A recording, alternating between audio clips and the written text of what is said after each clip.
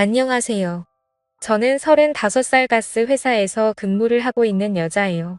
전 남편과 7년 전에 이혼했고 불신녀로 살다가 얼마 전 좋은 남자를 만나서 재혼을 했습니다. 현재 남편과는 동갑으로 몇 년간 저희에게 가스를 납품받는 거래처 식당 사장님이었어요. 중국 음식점을 운영하는 제 남편은 저와 가스 배관 수리 문제로 자주 연락을 주고받다가 연이 닿게 되어 결국 사랑을 하게 되었습니다. 제 남편도 돌싱이었는데 이혼한 지 1년밖에 되질 않아 저와의 만남에 대해 오랫동안 고민한 듯 했지만 결국 저를 놓치기 싫다면서 그날로 저와 남편은 서로에게 사로잡혀버리고 말았네요. 아무래도 둘 다 아이가 없으니 크게 신경 쓰이는 건 없더라고요.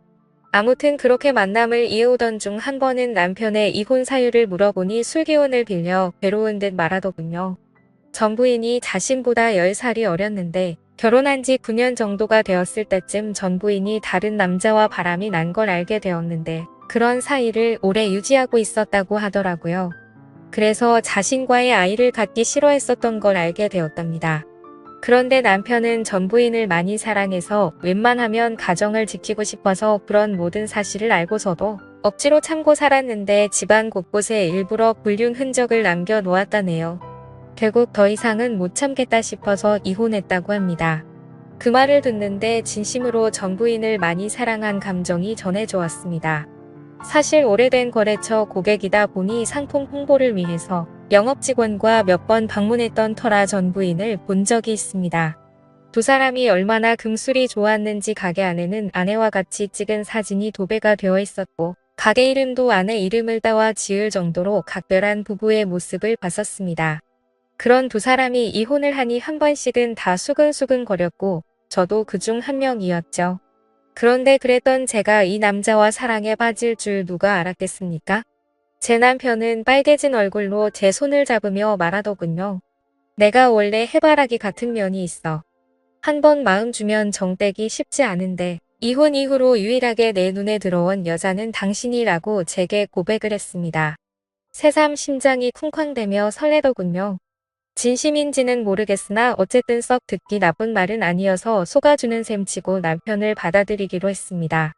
남편은 연애 초반부터 지금까지 항상 달콤하고 부드러운 남자였습니다. 하나부터 열까지 저를 아기 다루듯 감싸주고 보호해 주었어요. 아마도 어린 여자와 살았기 때문에 이런 습관이 몸에 익었나 보다 했죠. 왠지 모르게 전 부인에게도 이렇게 했을 것 같다는 생각에 질투가 나더라고요. 그리고 전 부인 이름을 본따서 만든 가게 상호명이 거슬렸던 저는 바꿔달라고 부탁했지만 남편은 가게 이미지와 홍보를 해둔 게 있기 때문에 바꾸긴 어렵겠다며 저를 설득하더군요. 제게 좋은 말로 웃으면서 얘기하는데 씁쓸했지만 남편의 말도 조금은 설득이 되었고 완고한 태도에 어쩔 수 없었습니다. 그렇게 남편과 저는 좋은 감정으로 만나다가 양가 부모님께 허락을 받았네요. 하지만 둘 다 재혼인 상황이어서 우선 혼인신고를 먼저 했고 결혼식은 조금 미루기로 했습니다. 결혼식만 안 올렸다 뿐이지 사실혼 관계였던 거죠. 혼인신고 이후 저는 남편 집으로 들어가 동거를 했고 이미 법적으로 부부였기 때문에 저는 그 남자의 아내로서 그리고 며느리로서의 삶을 살았습니다. 다시금 결혼 생활을 하면서 아내의 역할을 해보니 참 낯설더군요. 혼자 살던 습관에서 벗어나 누군가와 같이 하루를 맞이하고 끝내는 것은 익숙하지 않았습니다. 덜렁거리고 집안일을 한꺼번에 모아서 처리하는 저와는 다르게 남편은 매 순간 깔끔을 떨며 잠시라도 어질려져 있는 모습을 보는 것을 꺼려하는 깔끔한 성격이더라고요. 그렇지만 남편은 싫은 소리 한 번 하지 않으면서 특유의 자상함으로 따뜻한 말을 건네주었어요. 여보, 힘들면 내가 할 테니까 그냥 당신은 당신 일만 봐. 어차피 내가 집안을 하려는 사람과 결혼한 게 아니고 사랑해서 결혼한 건데 당신이 스트레스 받는 거 싫어하며 든든하게 절 안아주니 예전에는 느껴본 적 없는 처음 느껴보는 남편의 따뜻함에 몸이 녹아내릴 지경이었습니다. 자상함은 개미 코털만큼도 없던 전 남편과는 달리 저를 아껴주며 보듬어주며 곁을 지켜주고 시댁의 공격으로부터도 잘 지켜줬습니다. 어느 날 시댁에 갔는데 시아버지가 어디 며느리 음식 솜씨 한번 보자며 제게 저녁 식사를 차려보라고 했네요. 집안일은 젬병이었던 저는 예상치 못한 미션에 우왕좌왕하다가 인터넷 요리 레시피를 보며 겨우겨우 재료를 파악해서 만들었습니다. 생각보다 시간이 많이 걸린 탓에 시아버지가 배가 고프다며 나오셨고 제가 만든 음식 맛을 보았는데 갑자기 표정이 변하더라고요. 솜씨가 마음에 안 들었는지 젓가락을 탁 내려놓으시면서 말했습니다. 아가야. 아니 참내 마흔을 앞두고 있는 너한테 아가야라고 말하기도 참 별스럽구나. 나이를 먹었으면 음식 정도는 할 줄 알아야지. 음식을 업으로 삼는 사람 집안에 시집와서 남편한테 요리도 부려먹을 작정이냐고 말하더라고요. 옛날 아가는 어린 나이였으니 가르치면 된다라고 생각했는데 라고 중얼거렸습니다. 그러자 옆에서 시어머니가 시아버지에게 눈치를 주었지만 시아버지는 아랑곳 않고 제 면전에 대고 계속 나이 얘기로 제 상처를 후벼파면서 상처가 되는 말들을 쏟아내시더라고요. 그걸 보다 못해 남편이 한마디 하더군요. 그만하세요, 아버지. 제 아내 앞에서 하실 말씀은 아니잖아요. 어딜 그딴 여자랑 제 아내를 비교하세요? 아버지께서 2번 다시 이런 말씀하시면 앞으로 다시는 찾아오지 않을 겁니다. 라며 통쾌한 사이다를 알려주었는데 얼마나 고맙던지요. 저런 아버지 밑에서 어떻게 우리 남편 같은 아들이 태어났는지 그야말로 놀랄 노자였습니다. 남편이 이렇게 나오니 저도 더 잘해야지 하는 마음이 커지더라고요. 전 남편과의 이혼 사유가 시댁과의 갈등이었던지라 재발 방지 차원으로 저는 긴장을 늦추지 않고 건성으로나마 그냥 아버님 성격을 내내 맞춰드렸습니다. 어색한 분위기 속에서 저녁 식사를 마친 후 어머니는 틀어져 버린 부자 사이가 마음에 쓰이셨는지 술상을 버우셨습니다. 시아버지와 남편은 잔을 주고받으며 얘기를 나눴고 저는 시어머니와 부엌에서 과일을 먹으며 얘기를 하던 도중 깜짝 놀랐습니다. 사실은 얼마 전 전며느리였던 아이가 우리를 찾아오지 않았겠니? 라고 말하더라고요. 다시 우리 아들이랑 합치고 싶다면서 도와달라고 무릎까지 꿇고 간절하게 말했답니다. 시아버지가 전며느리를 싹싹하고 애교가 많아서 많이 예뻐했었다고 말하시더군요. 그러면서 시어머니는 바람난 며느리 난 그렇게 용서가 안 되는데 니네 시아버지는 전혀 아랑치 않고 사람은 누구나 실수할 수 있는 법이라며 달래기 바쁘더라고 라고 시어머니께서 빗김을 해주시는데 어쩐지 식사 내내 저와 그 여자를 비교를 했던 거구나 싶었네요. 황당하고 불쾌해서 귀가 더러워지는 기분이었습니다. 바람은 실수고 음식 솜씨는 실수라고 봐주시기 어려웠던 건지 벼랑간 바람난 며느리 뭐 예쁘다고 비교질 해대나 싶었는데 이미 전 며느리의 수작질이 깔려 있었던 겁니다. 밤이 깊어가자 시부모님은 자고 가라고 제안하셨습니다만 저는 시아버지가 거북했죠. 그래서 저는 남편과 함께 집에 가겠다며 단칼에 거절했습니다. 저는 취한 남편을 대신해서 운전대를 잡았고 시부모님께 인사를 드린 후 차를 출발시키고 한참 주행하고 있는데 갑자기 남편이 속이 울렁거린다며 차를 잠시 세워보라고 하더군요. 남편은 내리자마자 속을 비워냈고 목이 마르다며 등을 두드리고 있던 제게 건너편 편의점에서 물 좀 사다 달라고 부탁했습니다. 저는 알겠다고 잠깐만 기다려보라고 말하고 편의점으로 가기 위해 파란불의 건널목을 건너던 찰나 브레이크를 밟는 소리와 동시에 그 자리에서 쓰러지고 말았습니다. 하필 신호를 지키지 않았던 차에 교통사고를 당하고 말았던 거죠. 남편은 술이 확 깼는지 놀라서 달려왔고 쓰러진 저는 병원에 실려가 온갖 검사를 마친 후에 입원을 하게 되었습니다. 의사 선생님께서는 다행히 심각한 건 아니지만 인대 쪽에 문제가 생겨 당분간 다리를 쓰긴 어렵다고 말하더군요. 답답해도 나중에 고생하지 않으려면 몇 달간만 잘 참으라고 했습니다. 그렇게 친정시댁 식구들은 제가 교통사고를 당했다는 소리에 한달음에 달려오셨고 남편은 다 본인 탓이라며 그때 아내한테 물 심부름만 시키지 않았으면 교통사고 나지 않았을 거라고 울면서 자책했습니다. 저는 오히려 그런 남편을 위로하며 나 괜찮다고 너무 걱정하지 말라고 얘기해 주었네요.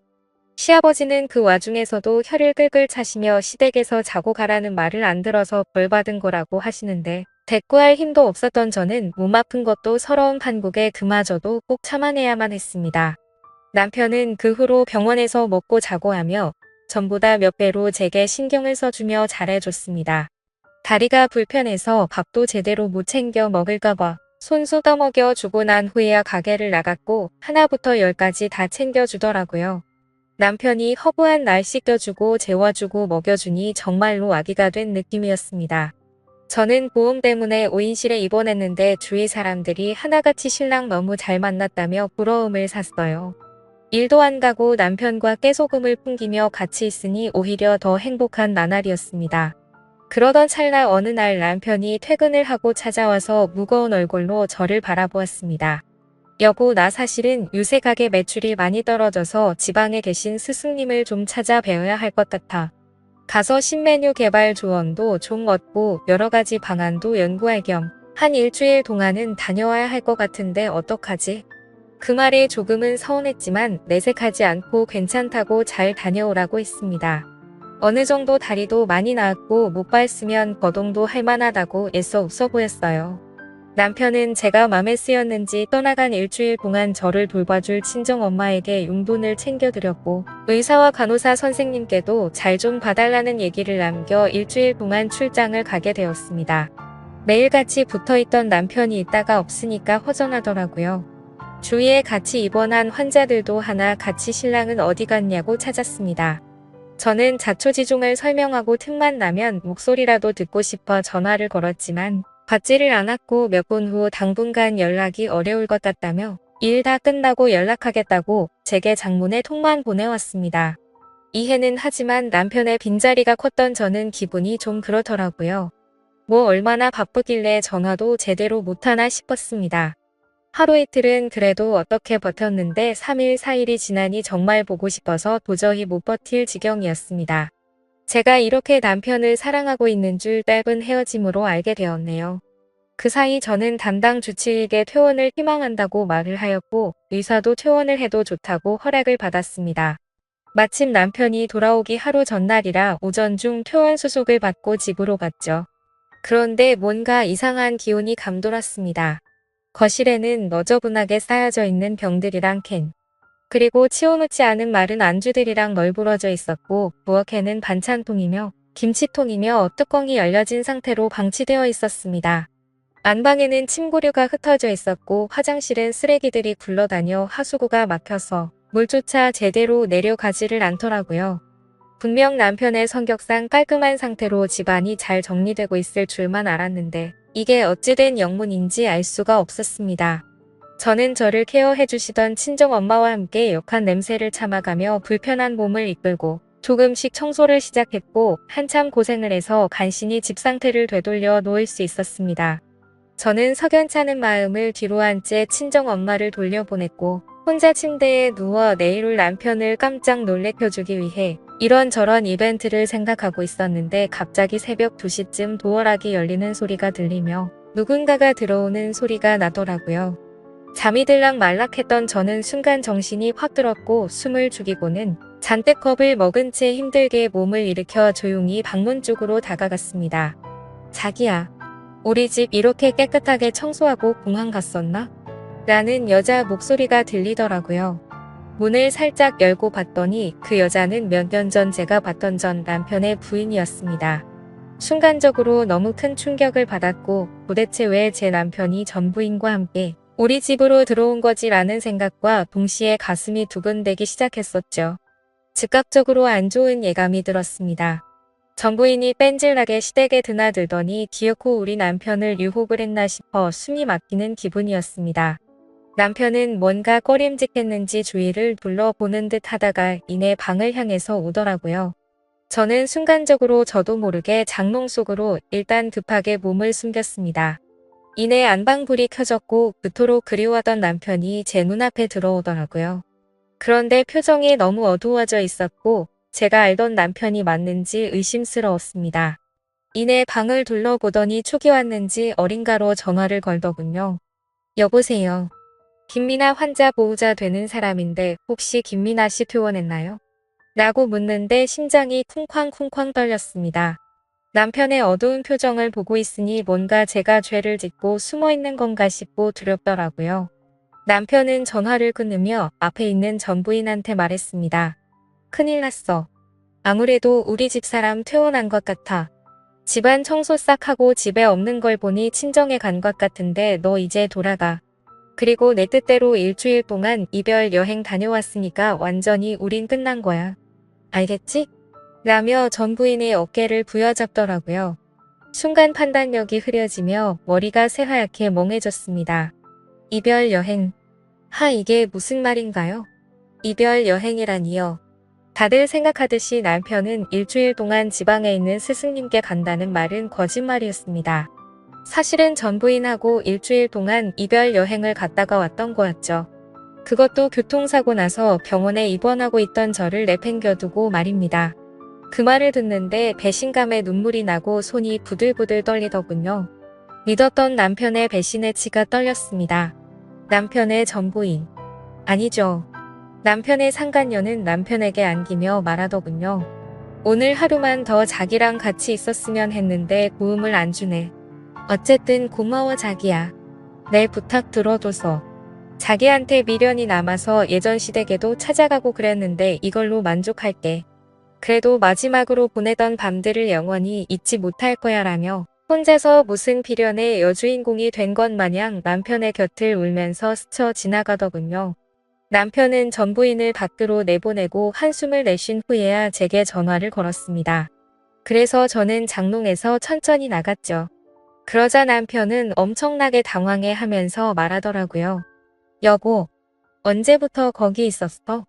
당신이 왜 거기 있는 거야? 라고 심하게 말을 더듬는데 저는 제 휴대폰을 남편에게 확 집어 던지고는 울고 불며 난리를 쳤습니다. 야, 이 분리수거도 안 되는 쓰레기야.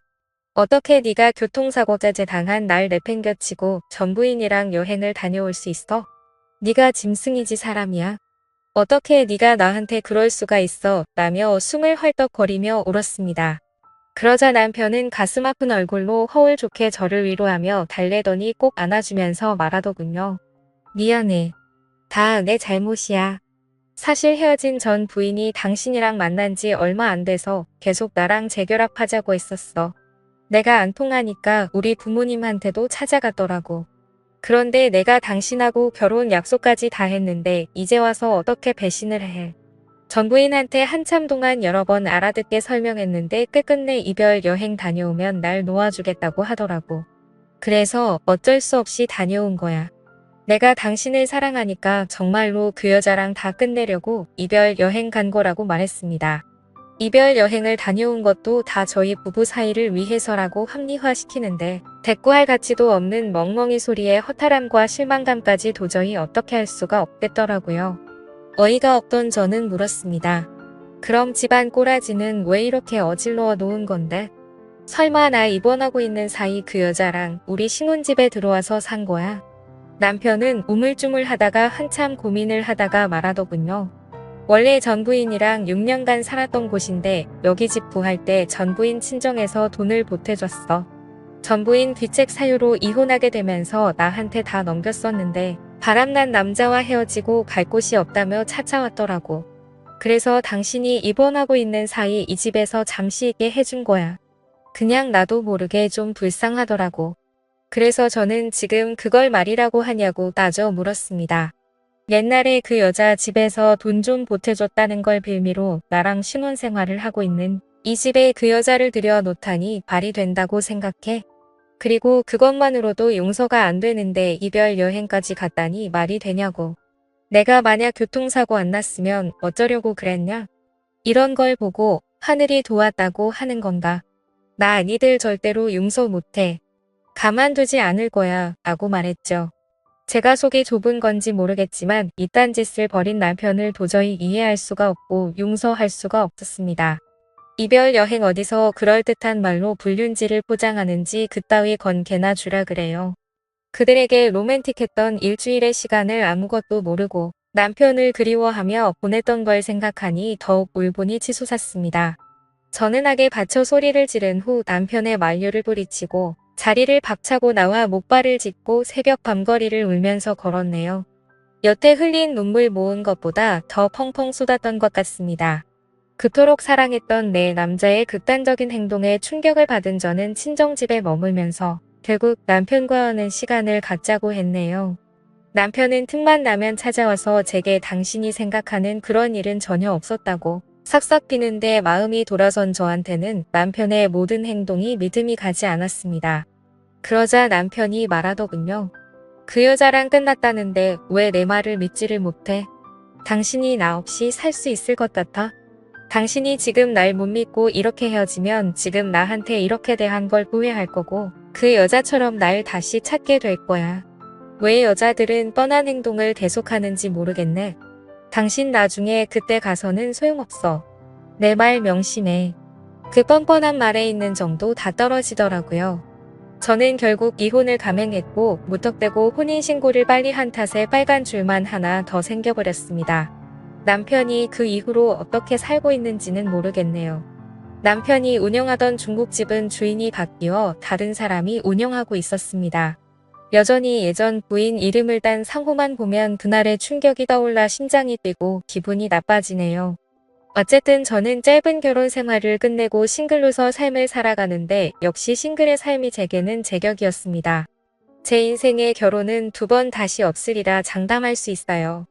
대신 자유로운 연애는 실컷 하고 살게요.